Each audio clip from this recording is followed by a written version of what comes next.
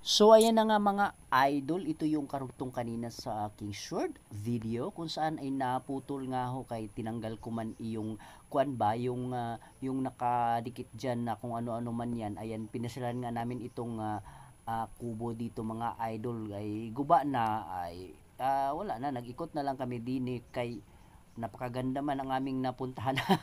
Ayan o, napakalinis ba, sarap maligo diri ba, tapos ayun naglibot-libot kami din sa lugar na iri dahil di man Malinaw. ito malaki masyado at talaga Para namang na kay mag-enjoy remembrance. ka lang sa kakaikot din dahil nga hindi naman to katulad ng ibang mga island na talagang hihingalin ka bago mo malibot lahat ang lugar. Subalit ito ay hindi naman kalakihan, mga 2-3 oras ay malilibot na lang ito. At isa sa mga pinakamagandang highlight dito mga Malinaw idol, abay ng talaga tubig namang mga lods. napakalinaw ng Ayan. tubig. Ay makikita mo talaga mga naglalangoy ang mga Linaw ng isda tubig. at walang ka dumi-duming makikita dahil ito napakalayo nga sa mga bahay at talaga namang ito'y tatawid ka pa ng dagat upang marating mo itong island na ito. Hindi to kalakihan mga idol.